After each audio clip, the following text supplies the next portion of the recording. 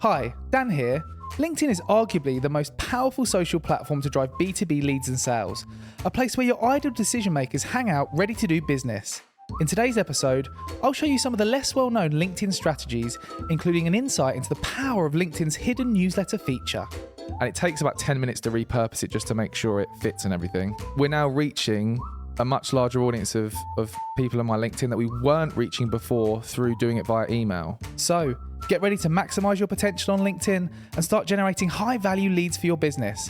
This is episode 99 of the Business Anchors podcast. We're just a couple of business anchors. Welcome to the Business Anchors podcast. This jingle is slightly too long. Dan, what underrated LinkedIn strategies can B2B businesses use to drive new business? Very well read, Lloyd. Oh, no. I was just wondering. Oh, are we recording the podcast? Yeah. I'll tell you what, we're here. Yeah, okay. I know we're recording a podcast. Should we just talk through it and have a discussion about... I thought it was weird, the mics and the lights and everything. Yeah.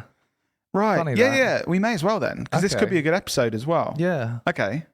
Cool. Please tell me about underrated LinkedIn strategies. So just to give context for this episode, I spend most of my life on LinkedIn. Yeah, it's sad. And for our marketing agency, we're probably generating 60 to 70% of our revenue through LinkedIn. Which isn't sad. And after doing this for 6 or 7 years now, there's some really clever approaches we've learned to generating B2B business leads that turn into lots of revenue. Hey. And I thought, I want to talk about some of the more like underrated or like less known ones, because there's lots of LinkedIn trainers and people that talk about the same, create great content, but that's not that interesting to you business anchors. So less of the obvious stuff that if you just Googled how to use LinkedIn well, more of the things that we've found out over the years. And also recently there's been some quite cool updates to LinkedIn and new features and stuff that we've been testing and have found work really well. So I want to share some of those things. So last week we were talking about TikTok. This week, LinkedIn, bit of a different vibe. Yeah. I mean, we should have probably worn suits and stuff to be a bit more formal, Lloyd, shouldn't we? Yeah, that's what you have to do on LinkedIn, isn't it? Yeah. Okay, let's get changed. So, shall I go in at... Do you want to do your radio voice? Because I've got five different things to share. You got 5? Do you want to... Okay.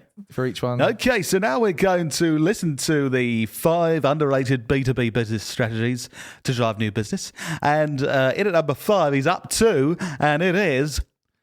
Create a newsletter on LinkedIn. Great. Who sings that one? So no one sings it. Okay. But this sounds really boring, okay? But this isn't boring. This is really good.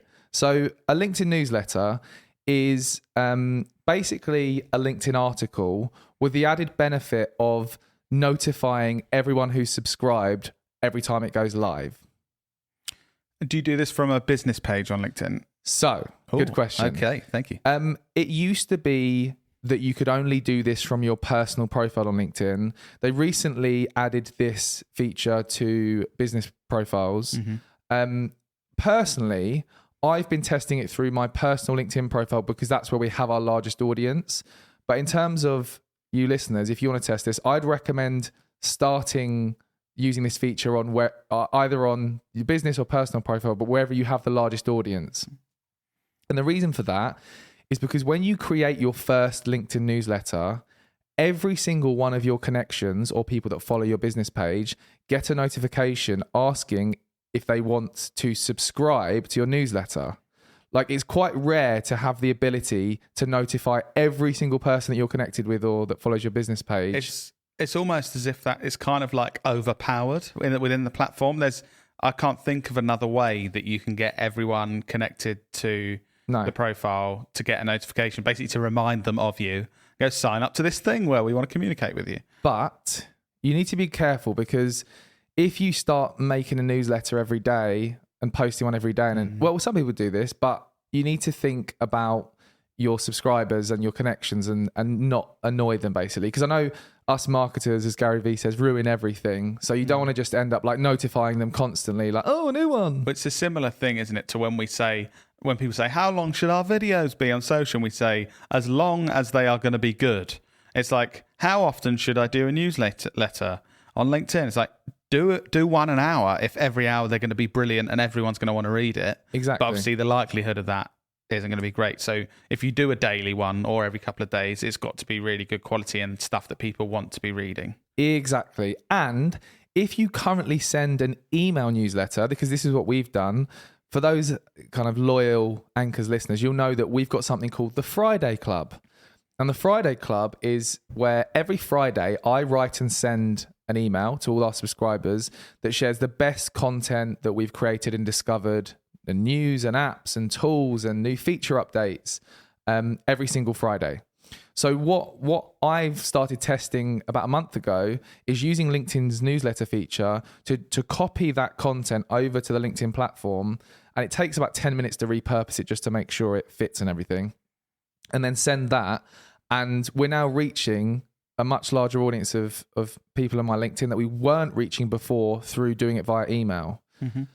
Now, one thing that some people have said is, oh, aren't you cannibalizing your email subscribers by sharing it on LinkedIn as well? Like, I thought the objective was to share it through email. But I found that our open rates and click-through rates haven't actually dropped via email since doing it on LinkedIn. And I'm keeping reviewing this. I'm not just like, that could happen, but currently it hasn't. That's really good to know, actually, because that's something I would have been one of those. Probably did say to you, oh, isn't that cannibalizing? But it's good to hear from someone that has done it and it hasn't. I think it's really good to get that insight for someone who's thinking of starting. But it could happen. So I'm not saying it might. So if you're going to use the LinkedIn newsletter feature, just keep monitoring. For legal reasons, this is not a recommendation. Exactly. And the final thing on this is there's a guy called John Esperian who talks a lot about LinkedIn, and he's got a really great newsletter. He writes lots of great blogs, and he's written a very detailed blog about LinkedIn newsletters. So go to his website, esperian.co.uk. So ESPIRIAN.co.uk. And he's got a blog specifically on there talking way more detail than we want to share in this podcast. But go and look at that if you want more info. Nice. So, Lloyd, that was number 5. A new entry in at number 4. We have proactive engagement. Oh, sounds like a punk band. God, this feels like this is so boring when you've got your exciting radio voice and I say proactive engagement. Well, you don't need to tell the listeners each time it's boring. No, this is exciting for me. So, good.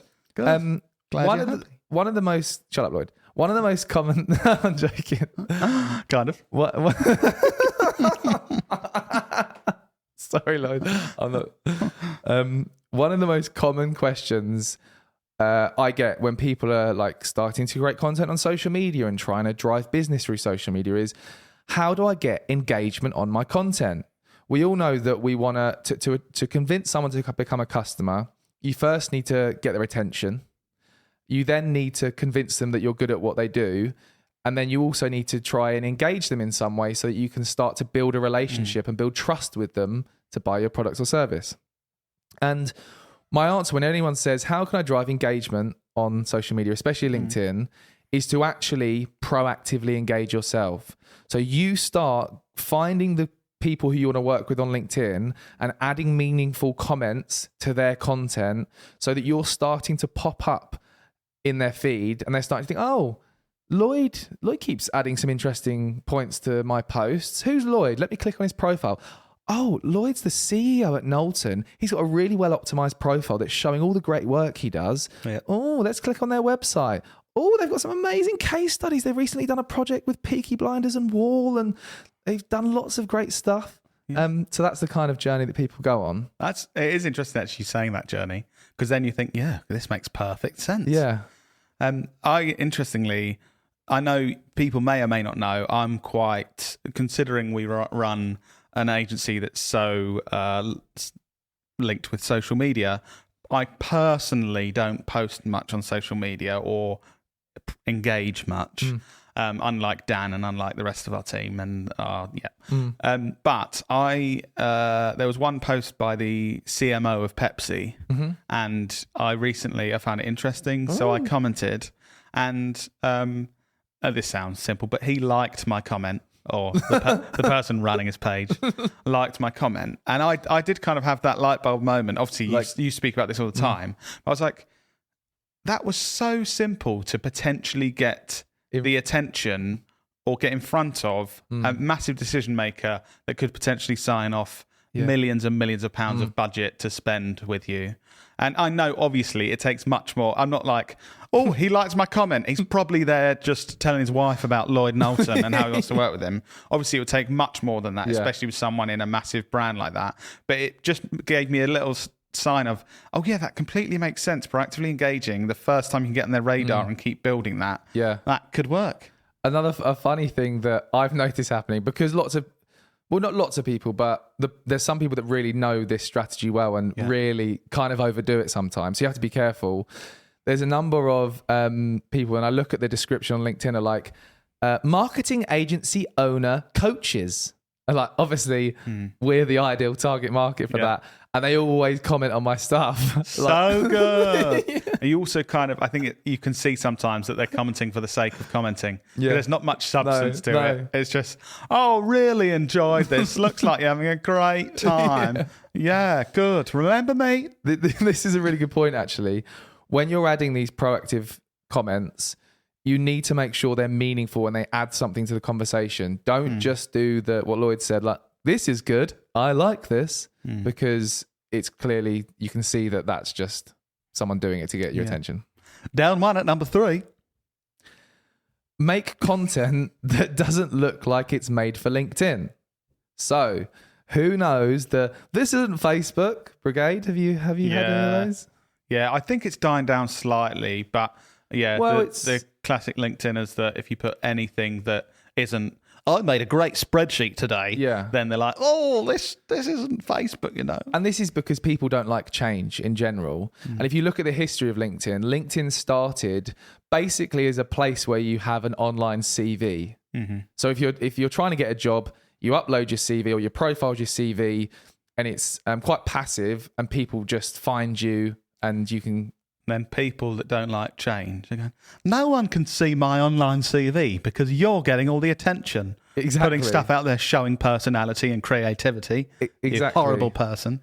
So the next stage from it just being a place where you post you upload your CV, it then became a place where you could actually post content, and there was a feed like Facebook that shows that content to people on LinkedIn, and had an algorithm to show certain people depending on how well the post was engaged with.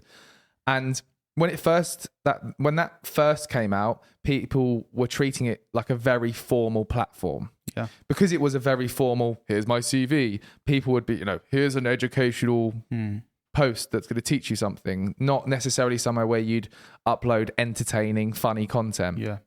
The next stage from that was people actually posting funny, entertaining content that looks like the kind of content on Facebook.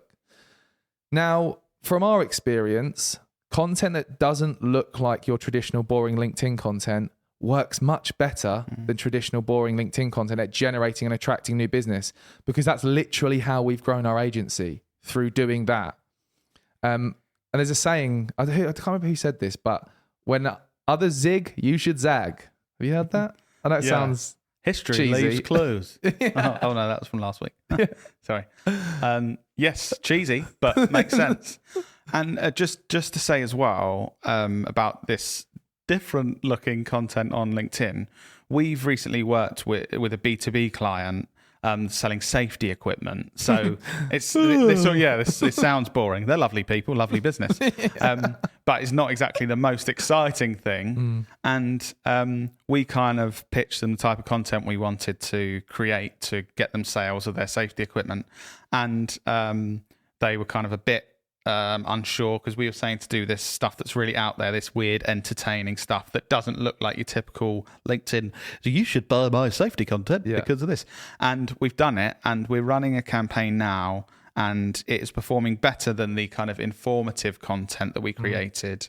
And within 24 hours of the content going live to kind of convert customers through the funnel, we were getting leads from multinational Huge corporations companies that could be worth thousands and thousands for those businesses through this type of content. So just wanted to let you know that this isn't us just saying this fluffy stuff of, you should do this. Like, we see the pounds coming in to our clients from doing this stuff and how it's so effective. So we've got, the data and the proof to back up this rather than just like, we think it's what you should do. And if you're a B2B business and you're looking to drive new leads that convert into sales, I want to hear more about that case study, let me know, because I can set up a call and we can have a chat and I can show you the numbers that show it's a really good investment. Oh, by the way, Dan didn't tell me to say that, but it has worked out quite well. Yeah. Same position as last week, in at number 2. Add a link to the top of your profile. This sounds really basic, but recently there's been an update on LinkedIn where on your personal profile, you can add a link that's directly at the top of your profile. And also you can choose the text that people click on to click on that link, like the anchor text. So, for example, the way we use this for my profile is at the top of my profile, there's a clickable link that says something like, see our award-winning work. Okay. And since doing this, we've noticed a real uplift in the traffic from LinkedIn going to the case studies on our website. Nice. Now, it's not like thousands and thousands of people, but the value of someone looking at the work we've delivered is really, really powerful compared to maybe watching an entertaining video that we've created that's not to do with our work. It's hugely valuable for us, for key decision makers who we could potentially work with, to see the great work we've done and the results it's achieved. And it's such a simple thing that you can do. So definitely, And Dan previously mentioned that journey that people go through of, you might have proactively engaged with someone's content, and then they might look at your profile or your page, and then they might go to your website. Like anywhere where you can make it easier for them to go through this process of getting to the end of that journey and working with you is such a great tool. So it might be that before having that link on your profile, there might have been 20% of people that aren't going to bother to Google your name or Google your business, and that's the end of their journey, and then they forget about you in the next week. Whereas if at that point they click that link, they're on your website looking at case studies, and then they go, oh, hang on, like that's exactly what my boss was asking me to find someone to do, and this company's really good at. Then they get in contact, then they're a customer. I think if you can stop any of those points in that journey where they might not have taken the next step, and this is one of those. And you've reminded me of a really good point that you shared in a previous podcast. I can't remember exactly how you may reword the this. Ecosystem. The ecosystem, yes, Lloyd. We're so the aligned. ecosystem around your content. This is what you need. You need that link, and you need to show the brilliant work. It can't just be one good video that you do, and then you think everyone's going to work with you. So Lloyd's point in that episode was that there's no one silver bullet strategy to post this thing and you'll get loads of business. You need to build an ecosystem around that's giving that potential customer all the information they need to know that you're the best solution to their problem. An example of that is having the case studies on your website and the link that they can easily click to that. So that was a good point. So in case you're thinking I don't add any value to these episodes, sometimes I do. Okay? Right. And at number 1, use Knowlton's LinkedIn. What? So this seems very jarring that we're talking completely normally and I just shout about the position of these. But anyway, sorry, number 1. To be honest, just going off topic a little bit, it seems like people enjoy your weird input to some of these episodes. Some of the feedback I get from comments and stuff, because I'm looking at all kind of your weirdness. I attract like-minded weird people. Which is strange. There's loads of people that absolutely hate you, but they don't say to them. Yeah, and I apologise for that. I'm sorry. You can just skip these. 5 seconds from now, skip 5 seconds forward, Dan will be saying something good. Okay? 2, 3, but not now. 4, hey. 5. So in at number 1 is the LinkedIn video outreach strategy that we've spoken about before. So this is a really big action that you should all take. If you haven't listened to it already, episode 85 of Business Anchors that was called the LinkedIn outreach video that made 50K this week, go and listen to that episode, because we really talk in detail about the LinkedIn outreach strategy we're currently using to drive shitloads of business. And it involves each week looking at people who are in your target market on LinkedIn that are showing signs that they're interested in working with you, and then sending them a personalized video to set up a call to then talk to them about how you can help them. There's lots more detail around that, and we really unpack that in episode 85. We'll go through it step by step, don't we? So if you are wanting to take positive steps on LinkedIn, listen to that, and you can make notes of every step in that journey. Yeah. And then Oh, sorry. I've realised we got to number 1. There's nothing past No, that. no, that's it, dude. That's it. My brain just said, and then, which is a strange way to try and continue a conversation. Have you enjoyed this episode, Lloyd? And then I have, yes. Good. Yes, I've had a really good time, Dan, and I actually, I was a bit concerned this one might be a bit dry about LinkedIn and stuff, but I think I've learned quite a lot there as well. Good. And I think our anchors will really enjoy it. Excellent. Even if they have to skip past the bits where I talk. Good. They won't be listening now. And if you have, is there any point doing an outro in it? Is anyone, if you're listening, anyone still? Yeah. If you enjoy these episodes, please do tell other people about Business Anchors and post about it and stuff so that we can reach more people and more people can listen to Lloyd's weirdness. Yeah. And if you're watching on video, that means we can invest more in things like the suit of armour that's behind Dan on the set at the moment. So that'll be really money well spent if we get more listeners. That'll be really money well spent. And then see you in your ears next week. See you in your ears next week.